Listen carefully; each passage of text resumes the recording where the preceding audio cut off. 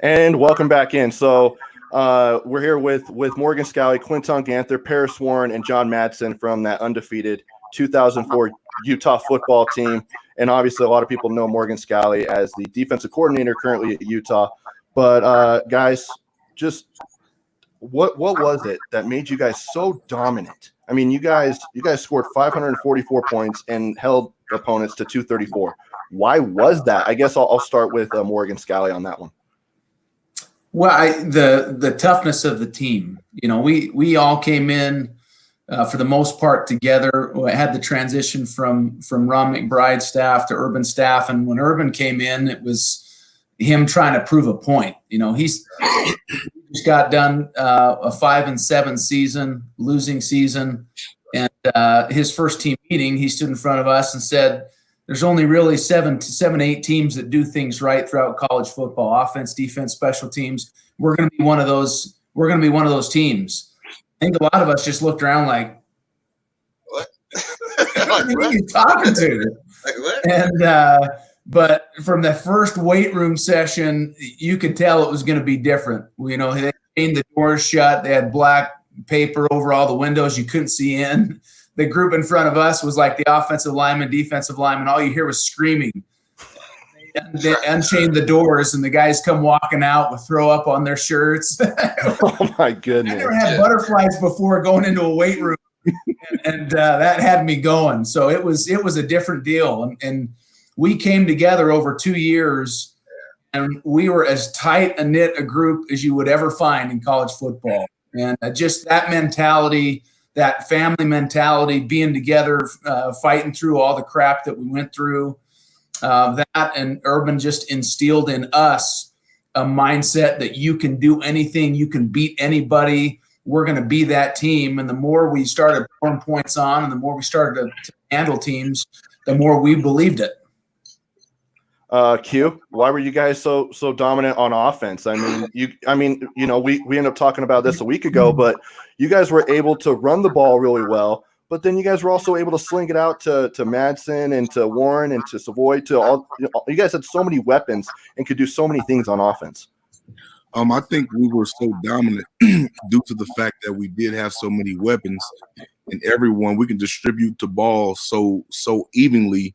And you never knew when you were going to get the ball again because there was so many weapons that when you got the ball in your hands, you had to make a statement with the football. Because if you make a statement, you might not see it again. So I think that kept our competitive nature really, really high.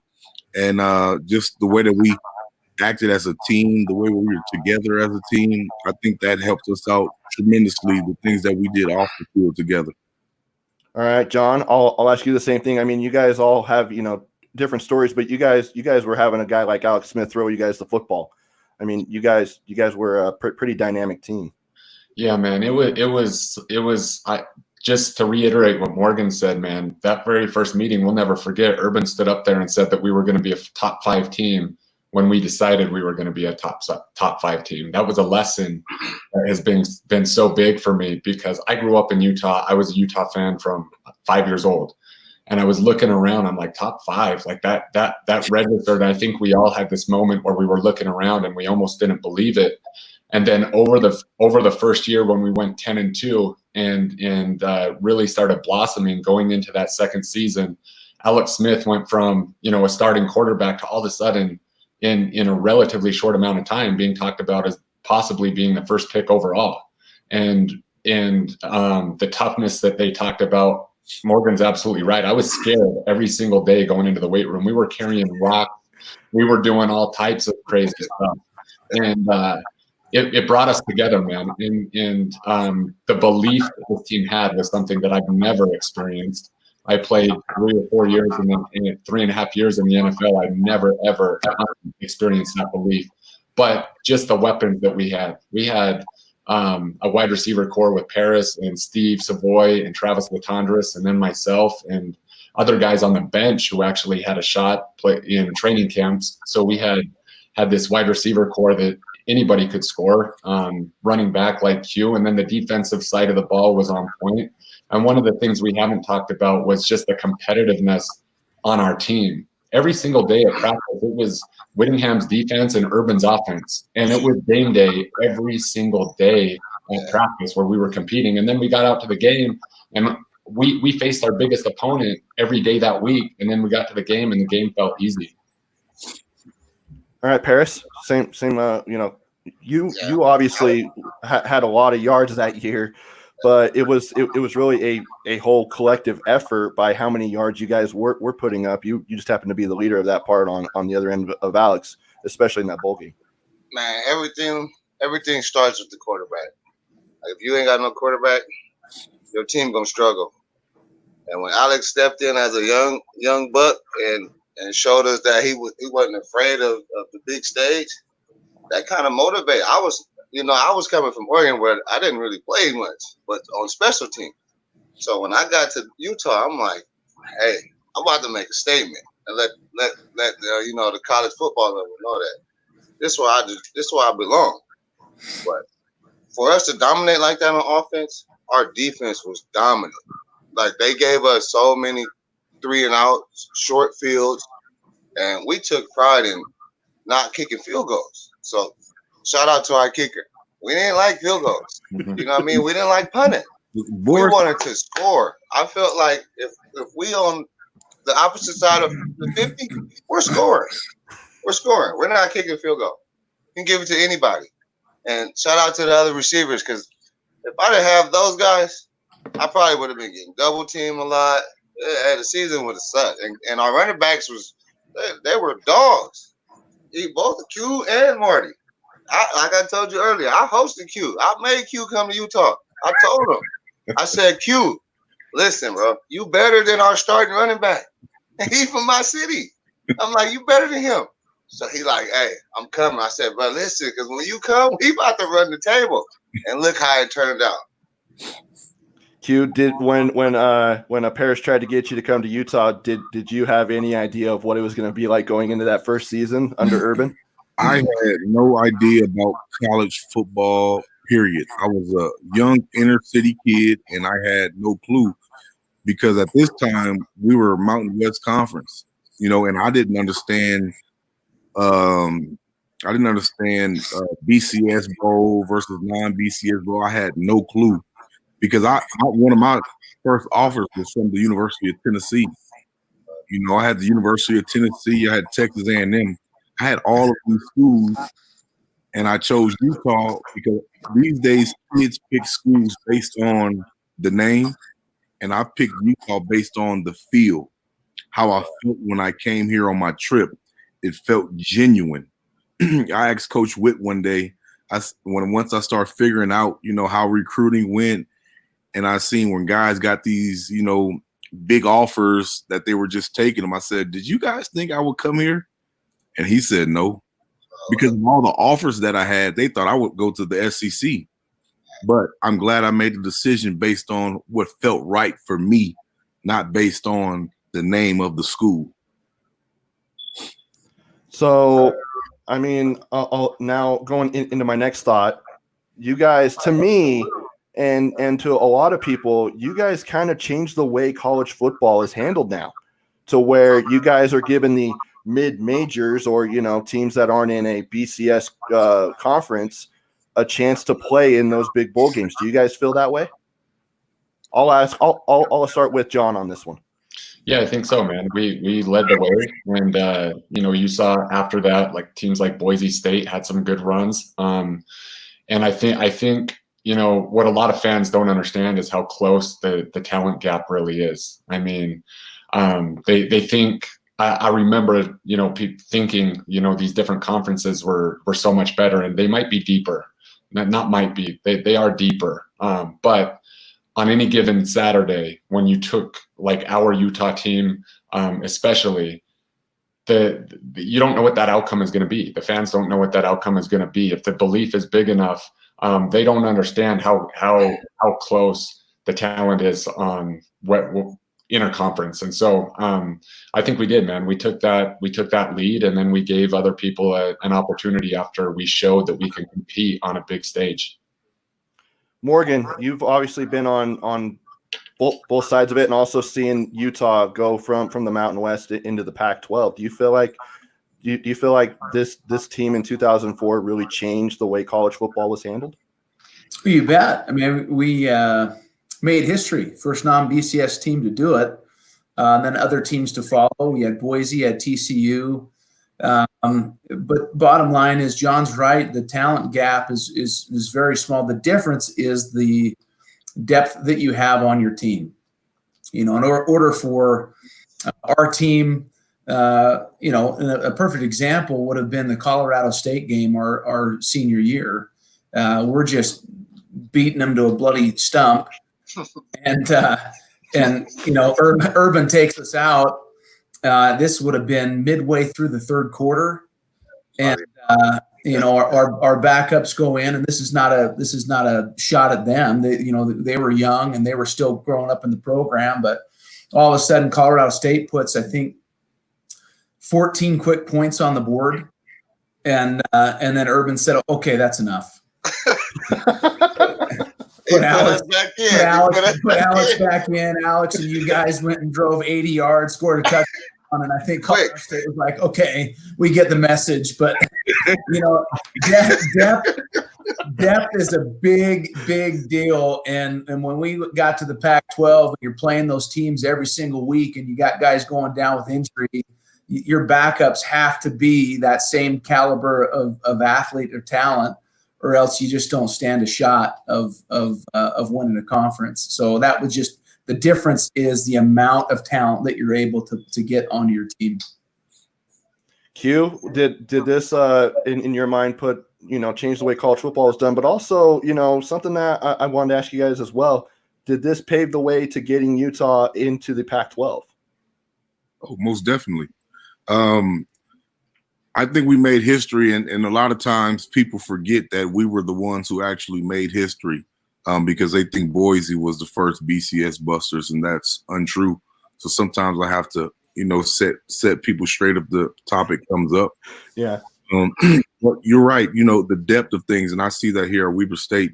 I mean, because we play, you know, we'll play FBS schools, and you know, we can play with pretty much any FBS school, but up front, the front and the depth, if guys go down on our level, you know, you don't have the depth to compete with those type of schools. I mean, same thing when we were in the Mountain West competing with Pac-12 or SEC, ACC schools. You know, our depth just wasn't quite there. But, you know, that's, you know, being a Power 5 school now that Utah is, you know, they have the ability to create that depth, you know, throughout their football team. All right, Paris, you know, being on that team, and, you know, coming from Oregon, you know, a team who was playing in the Pac-10, did that have a feel of a team who could crack the Pac-12? I felt, me coming over, that was the first thing I felt. I got to Utah like, well, when we played them at Oregon, Utah were hammering us. Like, seriously, they were hammering us in Autzen Stadium. Like we couldn't do nothing. They were running the ball. Lance Rice was dropping dimes on us. I was like, what is, these dudes really got talent. And then I come in as a young freshman and probably make the biggest play. I do a double pass, and Antoine messed up my touchdown. But other than that, Utah, I felt like once I left Oregon, Utah had talent. Like, that was my first choice. And I got to play Oregon again, so you know I was coming. I was coming. So, man, yeah, we opened the doors up, and I felt like 2008 solidified it for us to get in Pac-12. We opened the doors up, and they took us over the hump.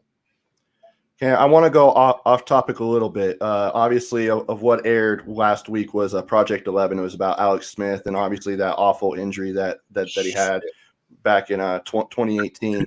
You guys have all gotten really close to Alex from his time at Utah and probably his time in the league now. I'm going to ask each and every one of you your guys' thoughts about Project 11. John, I want to ask you first.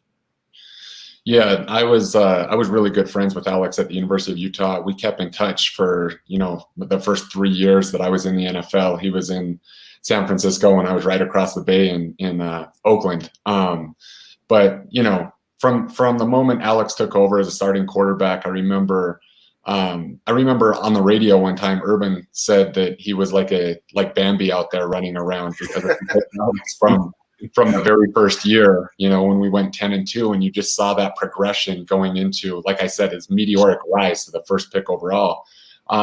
Alex got in that huddle as a young kid, and he wasn't scared. He took the hits and he gained our respect really, really quickly. And, I'm just, I turned in, I went from a friend of Alex and a teammate to now a fan of his. I've always wanted him to do good. I've always believed that some of the stuff people have said about him, just the game manager, Alex can throw the ball. He can drop dimes out there. You've seen glimpses of it. He's just a smart player, but I'm a fan of his, man. And that I personally didn't know that his leg injury was that bad. I missed that in the, when it all happened. And so when I saw the pictures and just the story and him almost losing his life, man, I was like, I couldn't believe it. And so, my prayers go out to him and his family. I'm happy he's okay. And I'm just a fan of his now. All right, Paris, you were a guy who caught a lot of passes from him, seeing him go through what he did, with that leg injury. And then, obviously seeing it all, unfold in Project 11. What were your thoughts on it? Man, that's mind-blowing, man, to see him suffer like that, because I got hurt in the NFL. So I know what he's going through. Thank God I didn't have an infection like he did, but I'm more happy that he can, get up and walk around, because, man, football is no joke, man. I tell kids all the time, man, don't play if you're not really in it. If your heart ain't in it, don't play football. It's not for you. You know what I mean? But I'm rooting for him. Because I know what it takes when you get injured. And you got to learn being an adult, having to learn how to walk again, man. I was depressed. That's a serious injury. So I just hope, man, everything fall into place for him, man. I haven't talked to him, but, hey, I'm still rooting for him, man. He got me to the league. So, you know what I mean? I'm happy for him.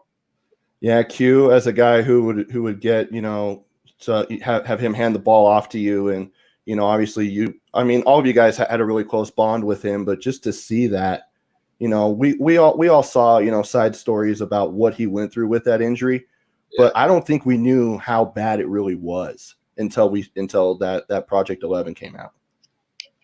Well, I had an idea because I had reached out to Alex after it happened. Mm-hmm. And we kind of exchanged text messages for a while. But to see the visual pictures of his leg, it kind of made my stomach cringe a little bit. But just to go to show that anything is possible. I mean, we play this game, and one thing about this game is you have to be mentally tough. And for this guy to still want to continue to play this game shows the love that he has for this game. And not only that, it just shows what type of person he is mentally. I mean, because 90%, 95% of all people in the world, if they had that injury, they didn't want anything to do with football ever again. They'll curse football. They'll say it ruined their lives. But this guy, he's still trying to play this game, which shows a lot of determination, and it shows you what type of character he has and what type of fight he has. And I wish him all the best.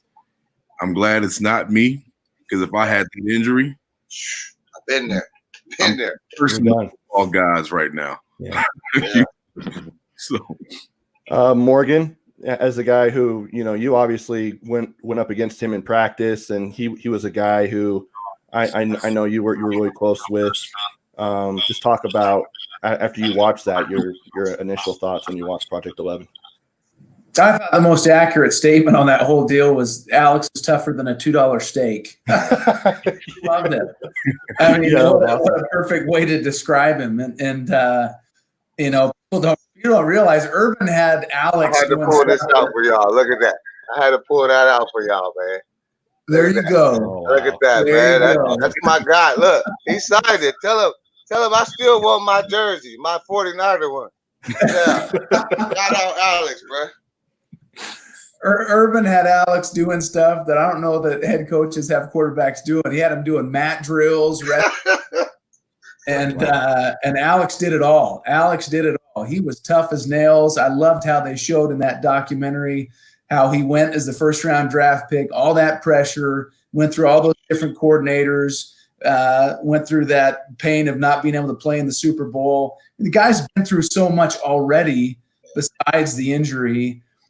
He is as tough mentally as they come, and as good a guy as you'll find, not even in that league, just period. He is a good human being that does a ton of good for other people, and we love the dude. There's a reason why he's been successful everywhere he goes, and I think every single one of us collectively are just rooting him on. Something that I want to ask all of you guys now, going back to the topic. You guys ended up going throughout the whole year, just dominating everybody. After that win against BYU, you guys knew you guys were going to have a chance to make history. Did you guys feel slighted when you guys were pegged up against Pitt? I asked Q this, but when you guys found out you guys had to play Pitt in the bowl game, did you guys feel slighted? Because Q said you want to play Auburn, but Morgan, what did you think? I think to a man, I don't think any one of us until after the game, because we've gone through that entire season with the mindset that it's this game, that matters. It's this game that matters. This is the only game that matters. We didn't look ahead. And, for us, to say we wish we would have played someone different, that was after the fact. And it didn't want necessarily we want to play someone different. We just wanted to see how good we were. And we wanted to go up against the best. So we didn't get to where we were by overlooking people and saying we deserve better. But at the end of that season, there was definitely a feel of, man, we want to see how good we really are. Q, you already telling me you guys wanted Auburn. I mean, Paris and John, you guys, obviously Morgan has a really good point after the game.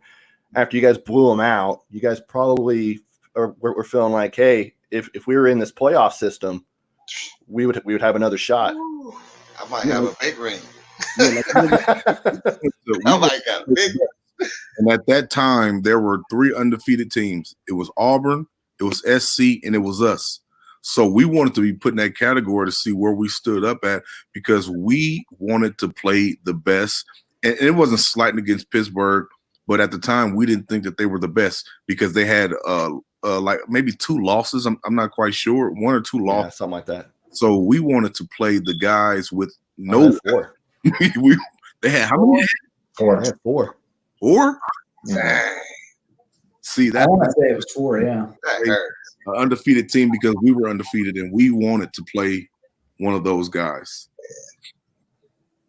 So Paris and John, did you guys feel like, you know, that mission was, you know, accomplished, or you guys wanted more? I mean, for me, like I remember watching the TV and having that party and the reveal deal.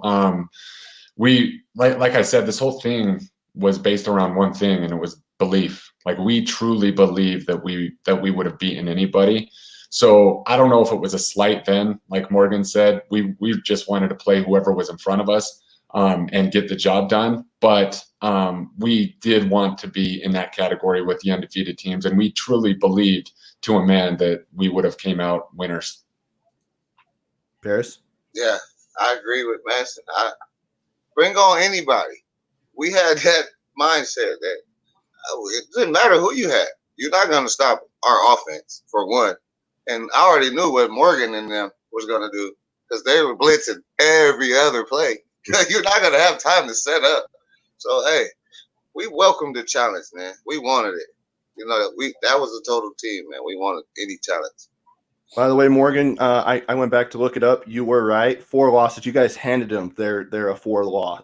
Their fourth loss. The other 3 came against the Cornhuskers at home by 7 points, and then they lost at Connecticut by 12, and then a double overtime loss to Syracuse at the Carrier Dome. They beat Miami.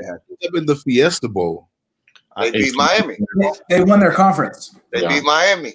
And they had 2 ranked wins against the Fighting Irish in South Bend. They won by 3, and then they beat West Virginia, who was ranked number 21 at that time. But you know, other teams on their schedule: Ohio, Furman, Temple, Boston College, Rutgers, South Florida before you guys. So that was who Pitt had. And, you guys ended up going through the whole Mountain West Conference, just dominating. You guys had one game where you guys really struggled for like a half. And I think you guys trailed by 2 touchdowns. Am I right? Air Force. Yeah, over to Air Force. Other than that, you guys just allowed the first touchdown against Carolina, and then after that, you guys blew them out of the water. But some fun facts here that I have. Trevor, real quick before you, I've got to head out. I got staff meeting. These guys will take you home. Yeah. I appreciate you having me on, boys. Love you. All right, tell my guys what's up, man. You got it. Yep. Tell them I need me a new shirt. I'm in my old shirt. I was looking for it. Hey, text me your address. I got you taken care of. All right, brother. I got you. All right. Morgan, thank you for joining us. Appreciate Thank it, you. brother. All right, guys. Okay, so some facts here. Largest margin of victory, 42 points against the Aggies. Smallest margin of victory was 2 touchdowns to Air Force. You guys averaged 44.2 points per game. There has to be some type of Utah record. I think it is. I'm going to have to go back and look because I don't think that there's been a Utah team that has done that. But you guys also only allowed 19.2 points per game. Yeah, I mean, a lot of it too, man. We took a knee on the 2-yard line 3 games. I think we had 63 points and we're about to put 70. I don't know what's more disrespectful, to score 70 or to take a knee on the 2-yard line knowing that we could And the thing was, man, is Urban talked about this. Like, we weren't out to win games, actually. As the season wore on, we were trying to hang 70 on people. Really. Like, we weren't really even concerned about the win at a certain point. We were trying to make a statement every single week.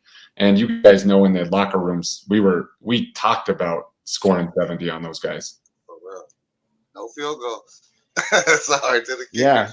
But, I want to ask you guys, I mean, Morgan talked about how hard those training camps were for, with Urban. It had Q thinking about football, like, whether he wanted to play or not. Were you guys in that same boat in that first training camp in 2004 with Urban? Oh, I tried to quit, man. I literally went up to Urban's office and said, Coach, I appreciate you giving me the opportunity. My exact words, I appreciate you giving me the opportunity, but I don't think I love football, man. I'm not going to do this. And a lot of people quit. I had this conversation with Urban the other day, man. Remember that?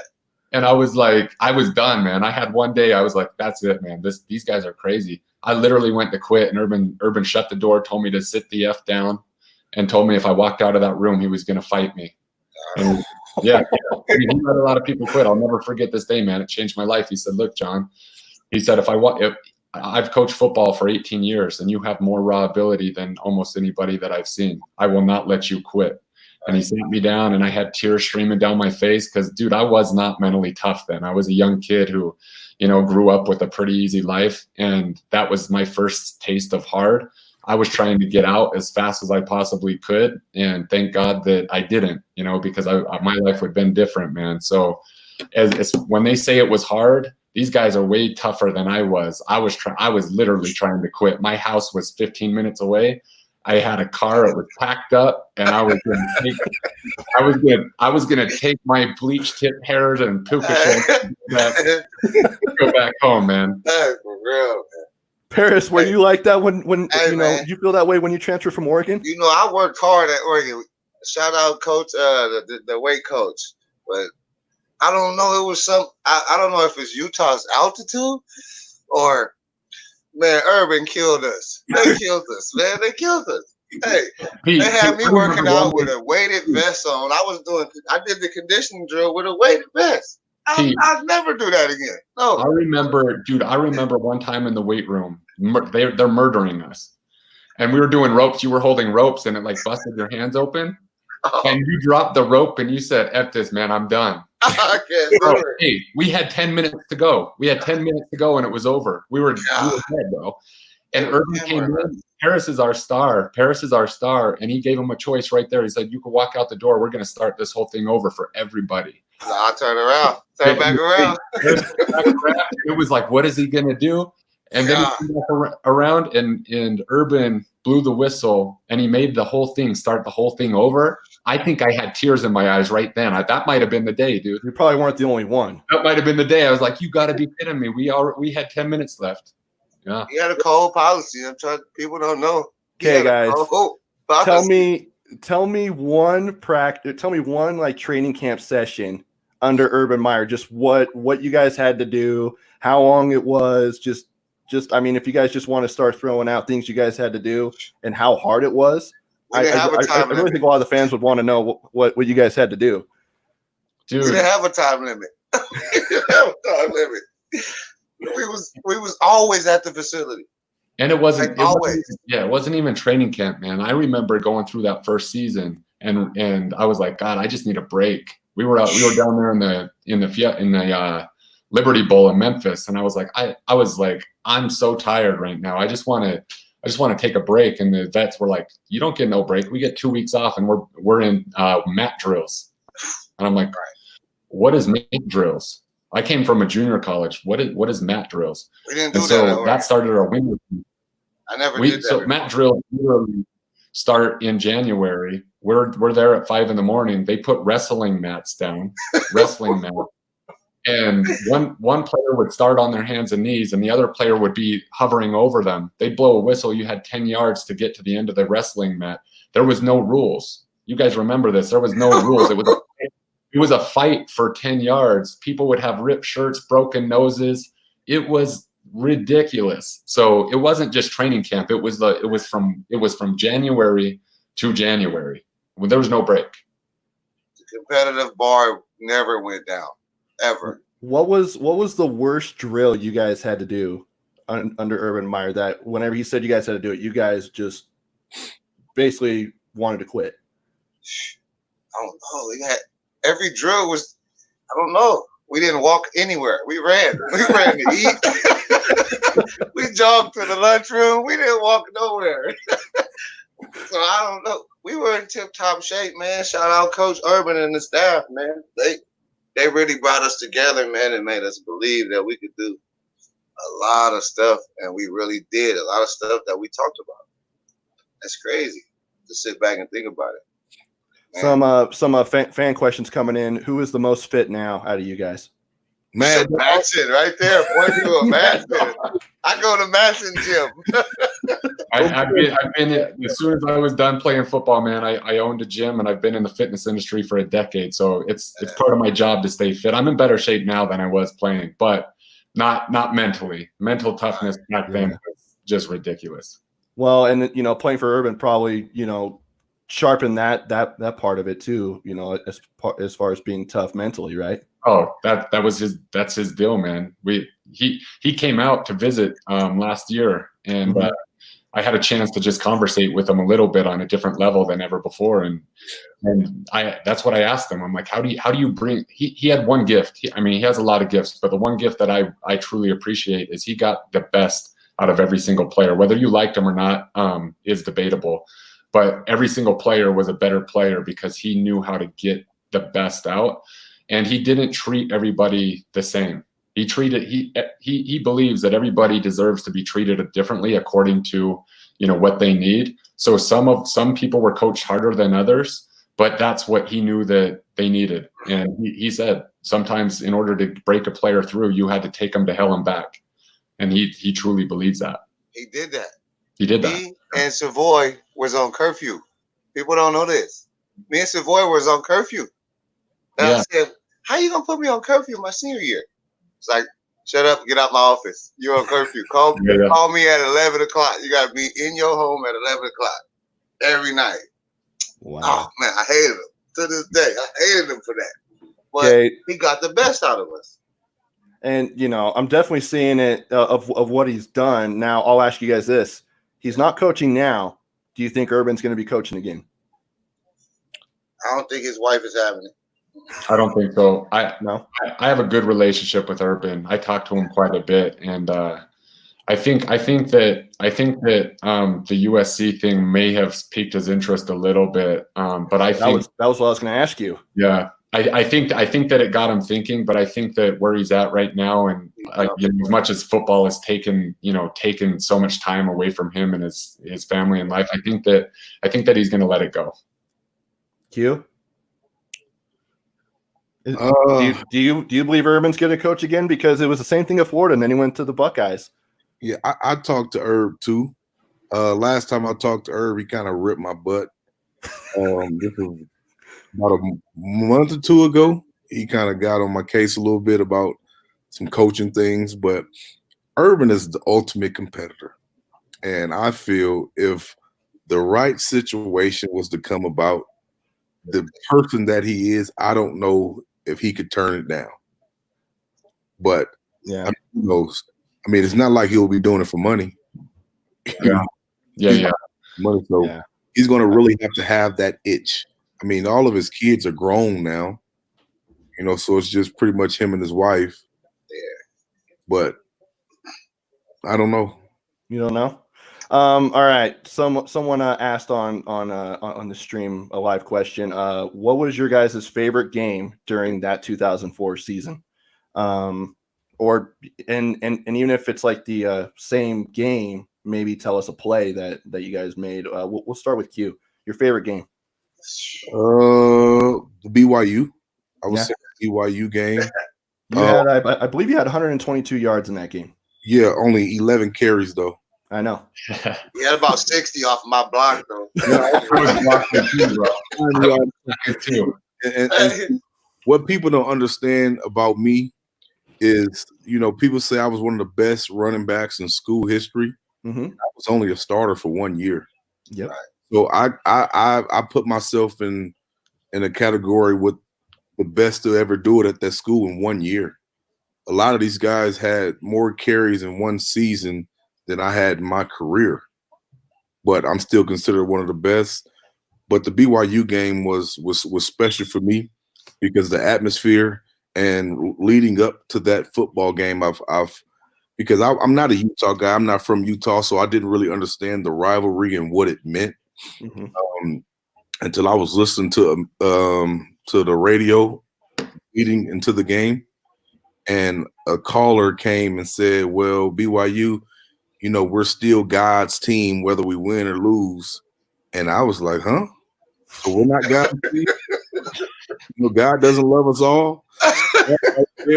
That right there made it personal for me, because I just felt like at that time, you know, they thought they were better than us, you know. So I took that personal. So that was, you know, one of the special games for me. That first BYU Utah game. All right, John. My favorite game that season was the BYU game. I didn't catch any passes that game, but I just remember at the end rolling them up. They took the starters out and we were starting to celebrate, and fans were throwing taco shells onto the thing for the Fiesta Bowl. As soon as we won and the whistle blew, the fans rushed the field, and I remember being on ESPN for a minute with a sombrero on my head. It was for the fans and everybody involved, and just being a rivalry that I grew up in Utah. These guys weren't, you know, I knew about the rivalries from the time I was a little kid. So that just was kind of the final stamp for me. It was a great cap to the season. All right, Paris, your favorite play or favorite game from that year? Same game, man. Really? You know, I played them the year before where we only scored 3 points. Hey, wow. Utah fans might hate me for this one, but BYU Stadium is loud. Like, seriously.